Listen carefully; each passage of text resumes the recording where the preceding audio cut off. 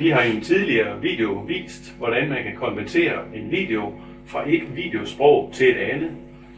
Der brugte vi programmet Any Video Converter. Og det var for de tilfælde, hvor man havde en video liggende på computeren. Men hvad hvis man nu gerne vil hente en video ned fra YouTube? Ja, det er ganske enkelt, og jeg vil nu vise, hvordan man med det samme program, her Any Video Converter, kan lave det. Jeg har her en video, og den vil jeg gerne tage ned på min computer. Og jeg gør det, at jeg afmærker adressen heroppe. Højreklikker ind i adressen og kan sige kopiere. Nu har jeg så gemt adressen. Så går jeg over i mit konverteringsprogram, og ikke overraskende skal jeg nu klikke på YouTube. Og så får jeg et sted, hvor jeg kan sætte min internetadresse, min URL. Og jeg sætter den ind ved at højreklikke og sige sæt ind. Jeg kunne også bare stille cursoren og sagt Ctrl V. Så siger jeg OK. Nu kan vi se her, der står, at filen er klar til download, og det gør jeg ganske enkelt ved at dobbeltklikke på den. Og så foretager den sig lidt, og så tager det lidt tid afhængig af videoens længde og hvilken kvalitet den ligger i. Men det tager lidt tid. Den står og tæller, og kan I se.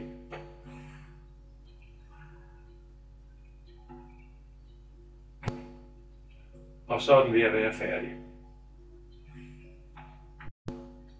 Nu har jeg så fået videoen hentet ned på min computer i det format, hvor den lå ude på YouTube, og det er typisk flash-format. Her har vi så lavet en anden video, der handler om at lave det format om, altså lave videosproget om. Det viser jeg ganske kort, hvordan det var. Jeg afmærker lige, hvilken video det er, og her har jeg jo kun én. Så går jeg herover og siger, hvilket format vil jeg gerne have den oversat til. Og hvis det nu for eksempel er det program, der hedder Movie Maker, vi gerne vil bruge den i, så vil man typisk vælge AVI eller VMV. Nu vælger jeg AVI-formatet, og så skal jeg egentlig bare sige konvertere.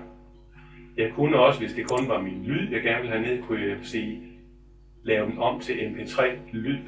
Men jeg vælger altså AVI-formatet heroppe og siger konvertere, og så går den i gang.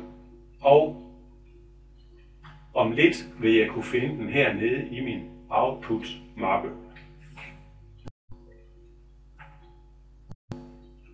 Og så kan I se, nu er den så blevet færdig konverteret. Hernede i min output-mappe vil jeg nu kunne se blandt andet den video, jeg lige har konverteret. Ligger der på. Og det der er smart, det er, nu står der, den hedder Toy Story. Men man kan lige sortere de her ting under hvilket tidspunkt man har lavet konverteringen, så er det lidt nemmere at finde den. Jeg kan prøve at enten bare dobbeltklikke på den, eller sige ved at højreklikke og sige åbn med VLC-playeren, den har vi førhen anbefalet. Og så vil min film starte.